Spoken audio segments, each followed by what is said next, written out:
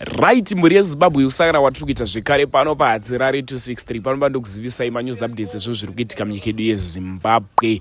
Maloti ovhurira hombe Madam Boss guys, pari kupisa zvaizvezvi, pari kupisa. Zvisinei, Maloti ane audio iri kutendera pasi social media achichoropodza Madam Boss achiti ihure, tine proof yezvinhu zvavari kutaura, kwete zvatiri kutaura, zvavari kutaura. So ndakusiya muchinzwa audio, apedza kunzwa audio taura zvaunofuka comment section. Create this audio kuna DJ Sparks ndokwatabaka this audio. Ndakusiya muchinzwa audio, apedza kunzwa audio taura zvaunofuka comment section. Vamwe vari kuti hanzi Maloti akutsvaga cloud, but vamwe ndovari kubuda vachiti aiwa Maloti ari kupisa zvaizvezvi mastreets esocial media. Mutauro wangu waitwa paaudio apa zviri kunzi hanzi Madam Boss vaitombobuda vachitsvodana nemunhu uyu vasina kusimira. Much love. Mirei ndikudze nyaya Madam Boss. Inini kuziyana kwangu navo mirei nditaure nhasi ndabhoekana mutotende hure iri rinonzi Natalie. Mirei ndikudze nyaya yawo. Munhu uyu handiti munoziva kuti inini ndaimboenda kuzviyetinda ndiri mbavha. The person that I was dating that time handiti akaba foni ku Joburg handiti aba foni yanga iri 820. Foni iyi ndiye mumwe murume so anonzi Prince Pirikisi. Munhu uyu ndiye angari owner we-emergency taxi. Ndiye angari mukomana uyu futi wakamutorera Lauren Guyo. Nkunzi wakamutorera Zuva Abane, sorry ndaita mistake. Vane mumwe futi wakatorera Lauren Guyo, ndichataura nezvake. Uya wekutengera Lauren Guyo inonzi chiye chichimota ichi chikiya ichi. Ngatidzokerei pane hureri. Ndopa andifonera vachiti vaba 820 iyoyo. Saka mukona foni yanga isina password. Yakajungwa password neshamwari yake. Pakaivhura kuma pictures akaona kwakangozara ivo chete.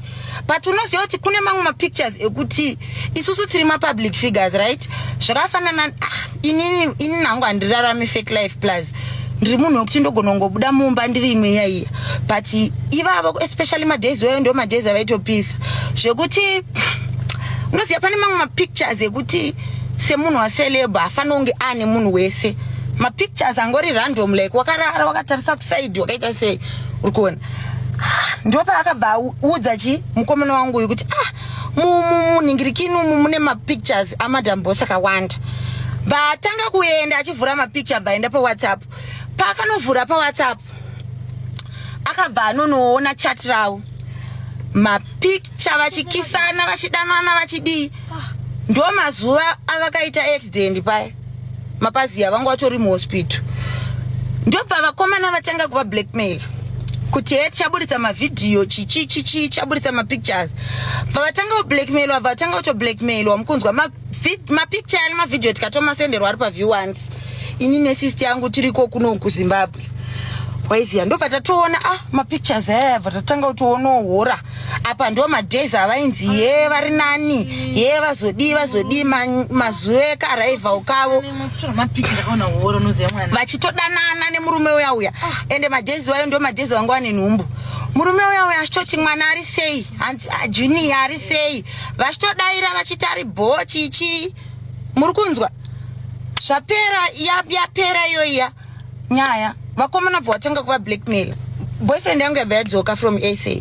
Remember, I can't go to SA because I'm on the run. Vakarohwa mari mai vaya apa mari avatorina. At first vanhu vaida kublackmaila murume uyu, but murume haana mari. Zvesvo makamboona vanhu vanohura kuita kunge dhimoni.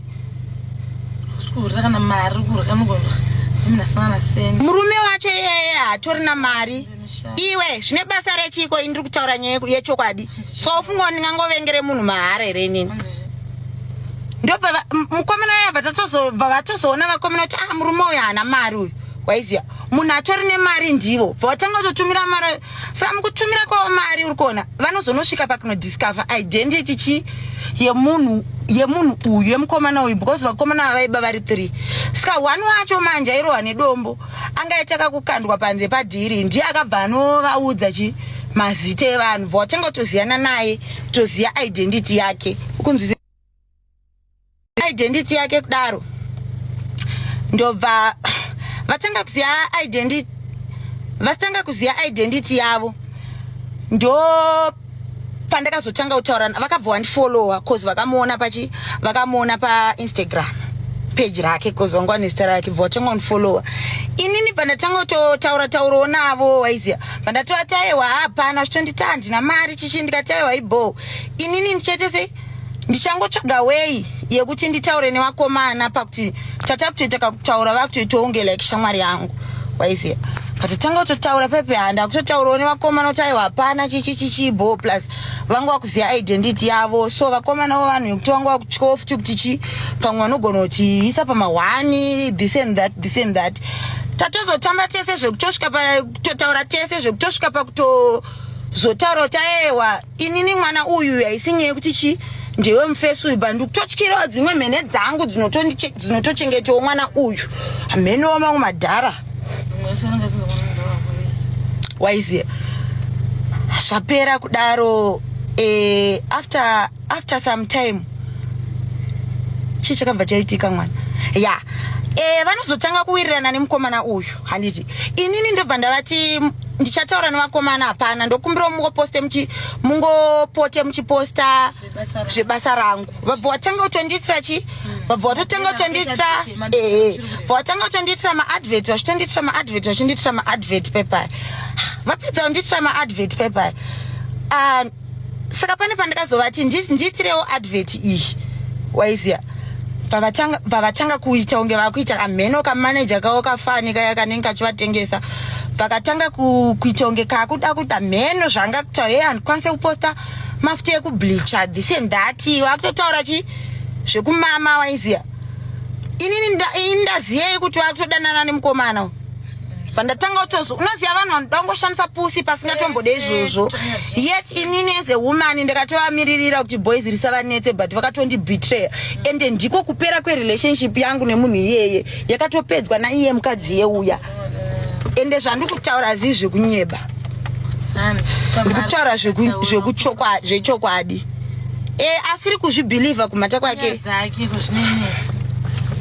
kasi chokwadi relationship yangu ndo maperera yakatoita ndosaka makaona paya pavakaita vhidhiyo rekudhara pataiteerera shauding ndakavashauda kuti masongo angu ateererwe nemahure itori enemy yangu but amheno zvavanenge vada kutraya kuita kuda kuzvita unge vanotamba nini here kana kuita unge vanoita sei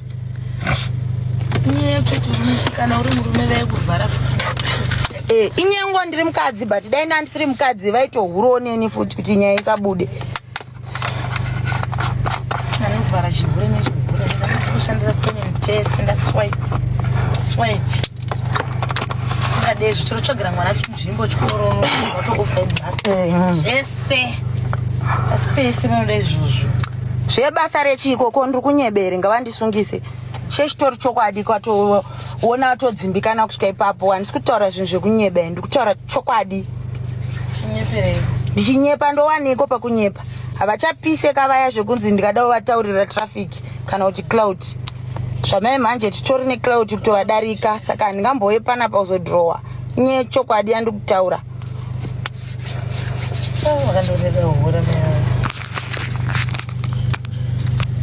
ivo baweni kutozovaisa paprofile picture handibowa setukwererwa nehureni chembiri tozotoriwa munhu mari vakutofikosisa ushamwari kuda zvinhu kutoluza mari basa rechi mahure anohura ari pamurume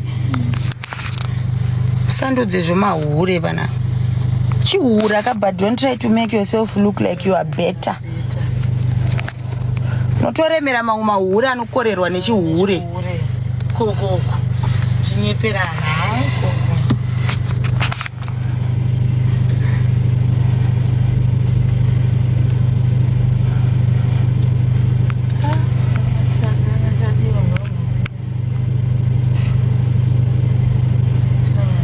panyaya yanatali nadenzel namelo vanhu havadi kunzwa wapedza masports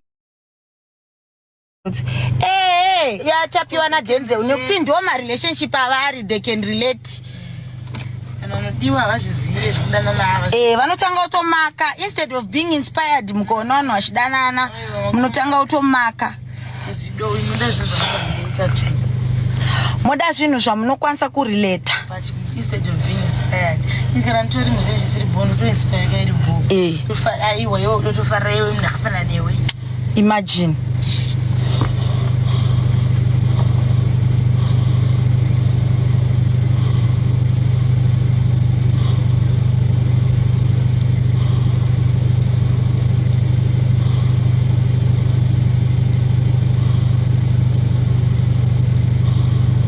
saka munobva matobhoekana mune kuti imimi muri marelationship ekumama saka mukaona vanhu vari kudanana munotanga kumaka ye tapiwa taimufarira futseke denze wani musi wakamboya achitaura kuti ari kudanana tapiwa makuti anzi yeye anga ari nani nekuti aidyirwa kamusaga ndozvamuri kuitwawo